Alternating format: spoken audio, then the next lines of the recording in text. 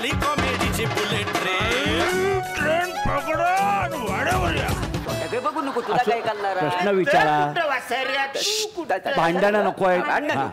मला असा प्रश्न विचारायचा, ही जी कलाकार मंडळी आहेत का नाही, नट मंडळी, तर सेलिब्रिटी म्हणून असं कुठेतरी जातात पाहुणे कलाकार, तर तिथली लोक त्यांना सांगतात काहीतरी ऍक्टिंग करून दाखवा, 2-4 विनोद सांगा.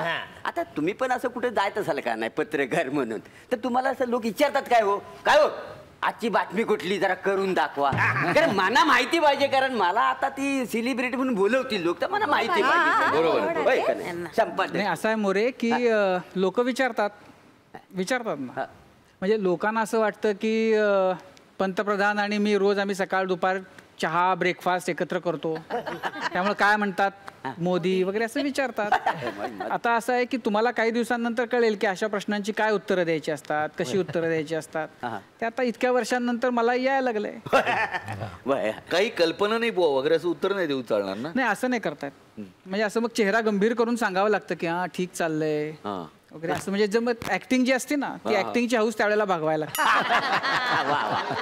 सर मला एक प्रश्न विचारायचा आहे की आम्ही शाळेत असताना ना पत्रकारांबद्दल भलता रिस्पेक्ट होता. म्हणजे कुठला कार्यक्रम असेल, बक्षीस वितरण असेल, तर पत्रकारांना प्रमुख पाहुणा म्हणून बोलवलं जायचं. तर आम्हाला असं वाटायचं की पत्रकार बनण्यासाठी भलते कष्ट घ्यावे लागतात, या माणसाचा समाजाबद्दल भलता अभ्यास आहे बुवा. पण आजकाल ज्याच्या हातात मोबाईल आहे ना, तो पत्रकार होऊन जातो. फेसबुकवर एक वेगळी बातमी, व्हॉट्सॲपवर एक वेगळी बातमी, चॅनलवर एक वेगळीच बातमी. तर खरी बातमी कुठली बा? आणि व्हॉट्सअप आणि फेसबुक याच्यावर जी पत्रकारिता चालते ना, त्याची तुम्हाला भीती नाही वाटत का?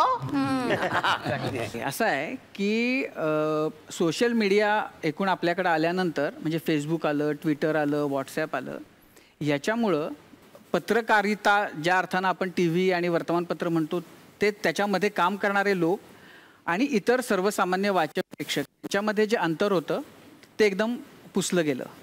ही जी मक्तेदारी होती एक प्रकारे पत्रकारांची, की आम्ही सांगू ती बातमी, आम्ही दाखवू ती बातमी, आम्ही ज्याचा लेख छापू तो विचारवंत, तर ही मक्तेदारी पत्रकारांची आणि पत्रकारितेमध्ये असलेल्यांची ह्या सोशल मीडियानं मोडीत काढली. आणि एक प्रकारे हे सगळं जे माध्यम आहेत ते सर्वसामान्य माणसांच्या हातामध्ये ते नेऊन दिलं त्यांनी. ही माझ्या मते अतिशय महत्त्वाची आणि अतिशय चांगली गोष्ट झाली. पण आता कसं आहे की आपल्याकडे एकूणच पद्धत अशी आहे की आपण जेव्हा आधुनिक गोष्टी ह्या घेतो तेव्हा आपल्या आपल्या वकुबानुसार आपण त्याचा वापर करतो. म्हणजे मला ज्या पद्धतीनं आपण मोबाईल वापरतो तसा मोबाईल कुठल्याही पुढारलेल्या देशामध्ये वापरताना मी कधीही बघितलेलं नाही. बरोबर. मी म्हणजे आपण जेव्हा केव्हा युरोपात जातो, आपल्याकडे ज्या पद्धतीनं लोक हातामध्ये मोबाईल घेऊन फिरत असतात, ड्राईव्ह करताना मोबाईल घेऊन असतात, अगदी प्रत्येकजण सतत कानाला मोबाईल असतो, असं आपल्याला बाहेर जगात कुठेही दिसत नाही. मी मध्यंतरी अमेरिकेमध्ये तर ते ठरवून न्यूयॉर्कमध्ये असे म्हटलं की आपण लोक मोजूया की जे रस्त्यावरनं चालताना वगैरे मोबाईलवर बोलतायत, तर जे मी लोक मोजले त्यातले 70 ते 80% एशियन होते. म्हणजे त्यातल्या आता भारतीयच असण्याची शक्यता जास्त आहे, 80% जास्त. मग ते भारतीय असतील किंवा पाकिस्तानी असतील किंवा बांगलादेशी असतील किंवा श्रीलंकन असतील. पण ही आपल्याकडचीच ही पद्धत आहे की त्याचा विवेक आपण बाळगत नाही, विवेकानं ते वापरत नाही. व्हॉट्सॲपचं, ट्विटरचं, फेसबुकचं आपण त्याच पद्धतीनं वापर करतो आहे आणि त्याच्यामुळं काही वेळेला त्याच्यातनं अतिरेक होतो. दुसरं त्याचा गैरफायदा घेणं, त्याच्यातून वैयक्तिक पातळीवर तुमचे जे काही तुम्हाला सूड उगवायचे असतात, काहीतरी कोणाचं तरी उट्टं काढायचं असतं, तर त्याच्यासाठी ह्या गोष्टींचा वापर करणं हे आपल्याकडे एक नव्यानं सुरू झालेलं आहे. अनेकदा मला असं अनुभवायला येतं की ABP माझाचं एक फ्रेम घेऊन त्याच्यामधला एखादा अँकर ठेवायचा आणि मग बाजूला काहीतरी मनाला येईल त्या गोष्टी बातमी म्हणून त्या सर्क्युलेट करायच्या, व्हायरल करायच्या. मग त्याच्यामुळे मॉर्फ करून मग त्याच्यामुळं काय होतं की लोकांना असं वाटतं की नुसती आपण जर समजा ती एक फोटोशॉप करून जर काही पाठवलं तर कदाचित लोकांचा विश्वास त्याच्यावर बसणार नाही. म्हणून मग असं की चॅनलचं, मग ते आता माझा असेल किंवा आणखीन कुठलं तरी एक चॅनल घ्या, त्याच्यातला एखादा अँकर घ्या आणि मॉर्फ करून आपल्याला जो हवा आहे तो मजकूर त्याच्यामध्ये ते बिग टेक्स्टमध्ये वगैरे असं टाकून ते सर्क्युलेट करा. तर याच्यामुळं अनेकदा गोंधळ होतो, अनेकदा लोकांमध्ये संभ्रम होतो. खास करून निवडणुकीच्या काळामध्ये मला आता म्हणजे मधल्या विधानसभेच्या निवडणुकीच्या वेळेला आणि त्याच्या आधी लोकसभेच्या वेळेला अनेक मोठ्या मोठ्या नेत्यांचे फोन आले की तुमच्याकडं ते खाली टिकर जी असती त्याच्यामध्ये ह्या उमेदवारानं अमुक उमेदवाराला पाठिंबा दिला आहे अशी बातमी चालती आहे. तर मी म्हटलं अशी कशी चालेल, ऐन मतदानाच्या दिवशी असं कसं कोण एखाद्या प्रमुख पक्षाचा उमेदवार विरोधी पक्षाच्या उमेदवाराला कसा पाठिंबा देईल. तर ते असंच मॉर्फ केलेलं आणि मग तिथल्या मतदारांमध्ये ज्याच्यामुळे संभ्रम होईल या पद्धतीचा वापर लोक करतात. फेसबुक काय किंवा व्हॉट्सॲप काय याच्यामध्ये काय आहे की तुम्ही तुमची आयडेंटिटी खरी ओळख लपवून तुम्ही कुणाही बद्दल काहीही बोलू शकता, लिहू शकता आणि त्याचा परिणाम काय होतील याचा विचार न करता व्यक्त होऊ शकता. आता हा एक मोठा धोका ह्या माध्यमांमुळं निर्माण झालेला आहे. पण असं आहे की आपण शेवटी म्हणजे हे जे प्रश्न आहेत ते प्रश्न आहेत, त्याचे जे फायदे आहेत ते जास्त मोठे आहेत. आपल्या समाजाचा विवेक कधीतरी जागा व्हावा, एकूण जी सद्बुद्धी आहे ती सगळ्यांना जे वापरतायत ही माध्यमं त्यांना मिळावी अशी आपण अपेक्षा ठेवली पाहिजे. पण ह्यांचं महत्त्व जे आहे ते आपल्याला नाकारून मात्र चालणार नाही. आता हा जो प्रश्न आहे की याच्यातनं खरं काय आणि खोटं काय, तर मग बऱ्याचदा असं होतं की प्रत्येकानंच आपण हे केलं पाहिजे की ज्या गोष्टी व्हायरल होतात त्याच्यावर बघता क्षणी विश्वास नाही ठेवला पाहिजे. किमान आपण एकदा दोनदा तीनदा त्याची खातरजमा करून घेतली पाहिजे. जर समजा एखादी गोष्ट माझाच्या नावानं जर आली असेल तर मग त्या चॅनलच्या वेबसाईटवर जाऊन आपण बघितलं पाहिजे की खरंच तसं आहे का, जर ती तितकी महत्त्वाची असेल तर. दुसरी गोष्ट अशी की जर समजा एखादी व्हिज्युअल असेल तर खरंच ते तसं आहे का ते चॅनलवर जाऊन बघितलं पाहिजे. असं आहे की आपल्याला म्हणजे आता ही खरं तर एकूण सगळ्या समाजाला शहाणं करण्यासाठी किती उपयुक्त अशी माध्यमं आहेत.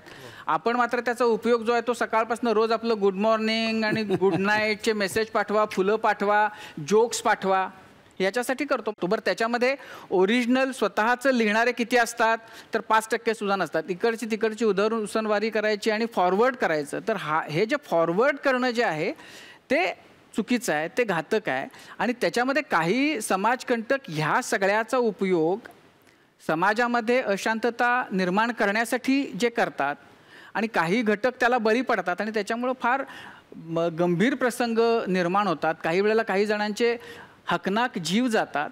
तर ह्याचा आपण समाज म्हणून सगळ्यांनी विचार केला पाहिजे असं मला वाटतं की ह्या गोष्टी घडणार नाहीत. मध्यंतरी तर लहान मुलाचा फोटो आमच्याकडे यायचा आणि हा लहान मुलगा हरवलेला आहे, हा फोटो प्रत्येकाने आपापल्या ग्रुपवरती आणि सर्वत्र फॉरवर्ड करा आणि त्याच्या वडिलांकडे पोचवा. एकदा तर असं घडलं की तो वडिलांकडे पोचला होता, तो पुन्हा शाळेत जायला निघाला, लोकांनी पकडून परत वडिलांकडे असंही झालं.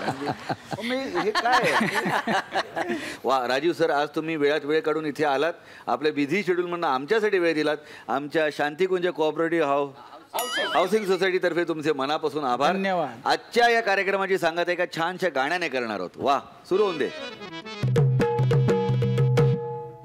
कुणी म्हणे देश पुढे गेला, कुणी म्हणे रसा तळाला, सत्य कळना मला, तथ्य काही आहो तथ्य काही सांगना मिडी बाबाल्या, सत्य काही सांगना मिडिया वाल्या.